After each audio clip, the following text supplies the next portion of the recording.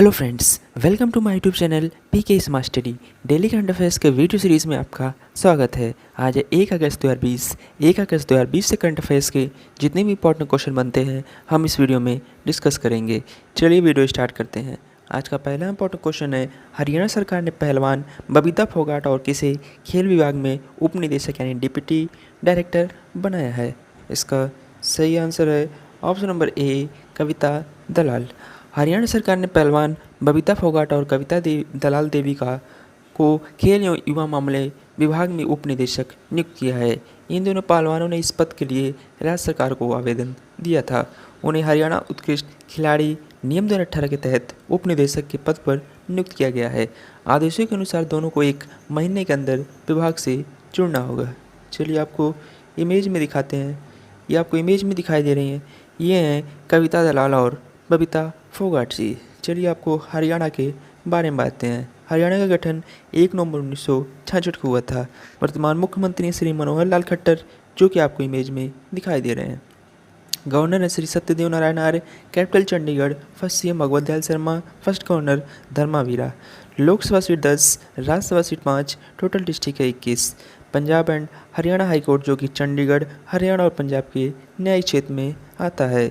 Chief justice है रविशंकर झा जी। बात करें स्टेटरी के तो पीपल, फ्लावर लोटस, एनिमल है black buck, bird black francolin, folk dances है झूमर, रासलीला फाक खोरिया, मेन रिवर्स है यमुना सरस्वती, नेशनल पार्क है कलेश्वर एंड सुल्तानपुर डैम्स है कौशल्या।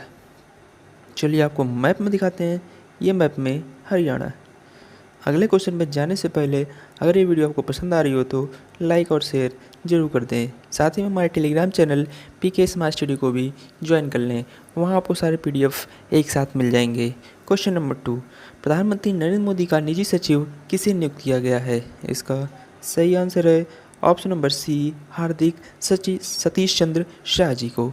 हार्दिक सतीश चंद्र शाह को प्रधानमंत्री नरेंद्र मोदी का निजी सचिव नियुक्त किया गया है। वे इससे पहले प्रधानमंत्री कार्यालय के उप सचिव भी रहे थे। हार्दिक सतीश चंद्र शाह एक आईएएस अफसर हैं और वे गुजरात 2010 बैच के कैडर रहे हैं। वे राजीव टोपनी की जगह लेंगे, जो गत वर्ष पीएमओ में भेजे जाने से पहले हार्दिक सतीश चंद्र शाह पर्यावरण, वन एवं जलवायु परिवर्तन मंत्री प्रकाश जावड़ेकर के निजी सचिव के तौर पर कार्यरत थे। चलिए आपको इमेज में दिखाते हैं। ये आपको इमेज में दिखाई दे रहे हैं, ये हार्दिक सतीश चंद्र शाह जी। चलिए चलते हैं क्वेश्चन नंबर 3 की तरफ। नासा ने हाल ही में मंगल ग्रह पर अध्ययन करने के लिए किस मिशन को लॉन्च किया है। इसका सही आंसर है ऑप्शन नंबर सी, मार्स 2020। मंगल ग्रह की चट्टान को पहली बार धरती पर लाकर किसी प्राचीन जीवन के प्रमाण की जांच के लिए उसका विश्लेषण करने के वास्ते नासा ने अब तक का सबसे बड़ा और जटिल रोवर प्रक्षेपित किया है। लंबे समय तक चलने वाले इस महत्वाकांक्षी परियोजना के अंतर्गत कार के आकार का रोवर बनाया गया है, जो कैमरा, माइक्रोफोन, ड्रिल और लेजर से युक्त है। हाल ही के दिनों में चीन और संयुक्त अरब अमीरात के बाद अमेरिका तीसरा देश बना जिसने मंगल ग्रह के लिए अपना उपग्रह रवाना किया है। चलिए चलते हैं क्वेश्चन नंबर 4 की तरफ। भारतीय मूल के किस राजनेता को हाल ही में सिंगापुर के इतिहास में पहली बार विपक्ष का नेता नामित किया गया है। इसका सही answer option number B, Pritam Singh ji को। प्रीतम सिंह की वर्कर्स पार्टी ने 10 जुलाई को हुए आम चुनाव में कुल 93 सीटों में से 10 संसदीय सीटें जीती थी, जिससे उनकी पार्टी सिंगापुर की संसद में सबसे बड़ी विपक्ष पार्टी रही। उल्लेखनीय है कि सिंगापुर के इतिहास में अभी तक कभी भी औपचारिक रूप से विपक्षी नेता को नामित नहीं किया गया था। चलिए अब आपको सिंगापुर के बारे में बताते हैं। सिंगापुर की कैपिटल सिंगापुर सिटी। प्रेसिडेंट है हलीमा याकूब, जो कि आपको इमेज में दिखाई दे रही हैं। प्राइम मिनिस्टर है ली हिजन लुंग। करेंसी है सिंगापुर डॉलर। नेशनल डे 9 अगस्त। बिगेस्ट लेक है जुरोंग। नेशनल एनिमल है लायंस। पार्लियामेंट नेम है पार्लियामेंट। चलिए आपको मैप में दिखाते हैं। ये मैप में सिंगापुर। चलिए चलते हैं क्वेश्चन नंबर 5 की तरफ।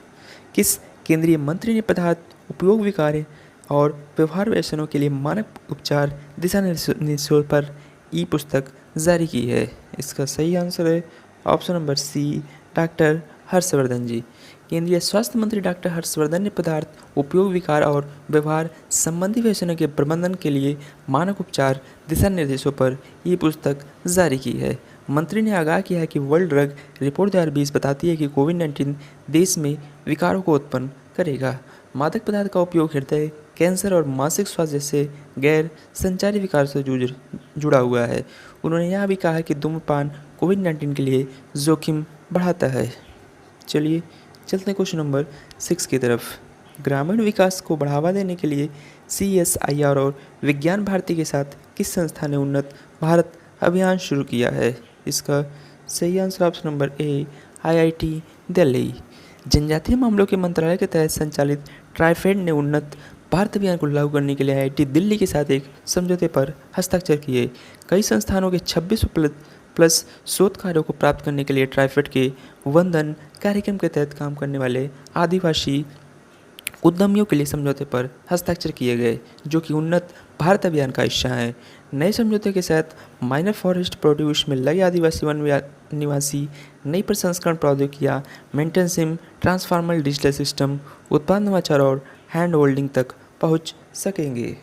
चलिए चलते हैं क्वेश्चन नंबर 7 की तरफ। उड़ान योजना के तहत किस राज्य में एक नई हेलीकॉप्टर सेवा का अनावरण किया गया है और पवन हंस लिमिटेड द्वारा संचालित किया जाएगा? इसका सही आंसर है ऑप्शन नंबर सी उत्तराखंड।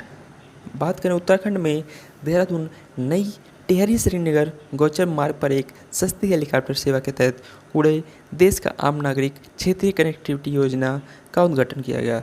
उत्तराखंड के मुख्यमंत्री त्रिवेंद्र सिंह रावत के साथ केंद्रीय नागरिक उड्डयन मंत्री हरदीप सिंह पुरी ने वर्चुअली सेवा का उद्घाटन किया, जिसे पवन हंस लिमिटेड द्वारा संचालित किया जाएगा। ये हेलीकॉप्टर सेवाएं सप्ताह में 3 दिन सोम, बुधवार और शुक्रवार को उपलब्ध होंगे। चलिए अब आपको उत्तराखंड के बारे में आते हैं। उत्तराखंड का गठन 9 नवंबर 2000 को हुआ था। वर्तमान मुख्यमंत्री श्री त्रिवेंद्र सिंह रावत, जो कि आपको इमेज में दिखाई दे रहे हैं। गवर्नर है Shrimati Baby Rani Maurya. Capital Dehradun. First CM Nityanand Swami. First governor SS Barnala. Lok Sabha seat 5, Rajya Sabha seat 3, total district है 13। उत्तराखंड हाई कोर्ट, जो कि उत्तराखंड में ही आता है, चीफ जस्टिस हैं रमेश रंगनाथन जी। स्टेट ट्री है लालीगुरांस। फ्लावर ब्रह्मा कमल। एनिमल है एल्पाइनी मस्क डियर। बर्ड है हिमालयन मोरल। फेमस वैली यानी फूलों की घाटी, जो कि उत्तराखंड में है। शांति घाटी, जो कि केरल में है। मेन डांस है भरतनाट्यम। पांडव नृत्य। मेन रिवर अलकनंदा, भागीरथी, धौलीगंगा, गंगा, कोसी और मंदाकिनी। नेशनल पार्क है राजा जी, जिम कॉर्बेट, नंदा देवी और गंगोत्री। डैम से टिहरी, भीमताल और रामगंगा। चलिए आपको मैप में दिखाते हैं। ये मैप में उत्तराखंड। चलिए चलते हैं क्वेश्चन नंबर 8 की तरफ। चीन ने पृथ्वी का अध्ययन के लिए हाल ही में कितने नए सैटेलाइट लॉन्च किए हैं? इसका सही आंसर है ऑप्शन नंबर बी 3 नए सैटेलाइट। चीन ने पृथ्वी का अध्ययन के लिए 3 नए सैटेलाइट लॉन्च किए हैं। इन सैटेलाइट के जरिए पृथ्वी का अध्ययन करने के अलावा एक्सरे, लॉबस्टर आई से उन अनजान अनछुए तत्वों की तलाश करेगा। ताइवान सैटेलाइट लॉन्च सेंटर से जो Yuan-3 यानी कि अर्थ ऑब्जर्वेशन सैटेलाइट के अलावा 2 अन्य सैटेलाइट लॉन्च किए गए। चीन ने तय किया कि उसे साल 2050 तक खुद को साइंस और इनोवेशन के क्षेत्र में ग्लोबल लीडर बनना है। चलिए अब आपको चाइना के बारे में बातें हैं। चाइना की कैपिटल है बीजिंग। प्रेसिडेंट है शी जिनपिंग, जो कि आपको इमेज में दिखाई दे रहे हैं। करेंसी है रेनमिनबी। नेशनल डे अक्टूबर। Highest mountain mount Everest. बात करें FB यहाँ पे 2009 से बैंड है। बात करें वर्ल्ड्स लार्जेस्ट स्टैंडिंग आर्मी, आपको पता ही है चाइना की है।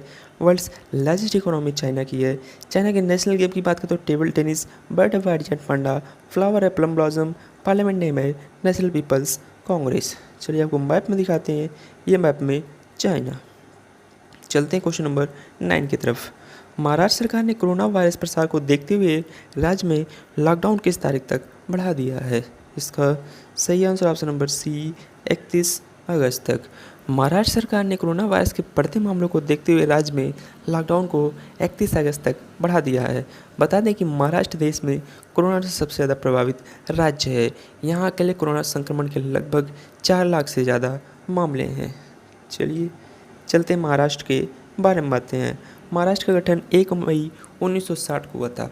बात की वर्तमान मुख्यमंत्री श्री उद्धव ठाकरे, जो कि आपको इमेज में दिखाई दे रहे हैं। Governor Shri Bhagat Singh Koshyari. Capital Mumbai.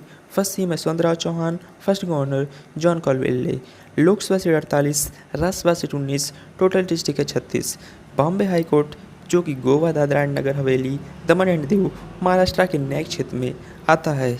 Chief justice हैं Dipankar Datta ji. State tree mango, flower is the रूल, animal Indian giant squirrel, state bird yellow footed green pigeon, state and सलवानी, नेशनल पार्क है पेंच, चंदोली, संजय गांधी, डैम्स है कोयना, चकवाड़ी और मूला। चलिए आपको मैप में दिखाते हैं, ये मैप में महाराष्ट्र। चलिए चलते हैं क्वेश्चन नंबर 10 की तरफ। हाल ही में किस भारतीय क्रिकेटर ने सभी प्रारूपों से संन्यास लेने की घोषणा की है? इसका सही आंसर है ऑप्शन नंबर ए, रजत भाटिया जी। भारतीय क्रिकेटर रजत भाटिया ने अपने 20 साल लंबे करियर को अब विराम देने का फैसला ले लिया है। उन्होंने 1999 से 2000 में रणजी तमिलनाडु के खिलाफ घरेलू क्रिकेट में डेब्यू किया था। दिल्ली की तरफ से रणजी करियर की शुरुआत करने वाले रजत भाटिया ने अपना आखिरी मुकाबला पिछले साल उत्तराखंड की तरफ से खेला था। इन्होंने साल 2019 में अपना अंतिम रणजी मैच खेला था। ये आईपीएल में भी खेलते हैं। आईपीएल में ये कोलकाता नाइट राइडर की तरफ से खेल चुके हैं। ये आपको इमेज में दिखाई दे रहे हैं, ये हैं रजत भाटिया जी। चलते हैं क्वेश्चन नंबर 11 की तरफ। फ्रांस से आए 5 राफेल विमानों की किस एयरबेस पर हाल ही में लैंडिंग कराई गई?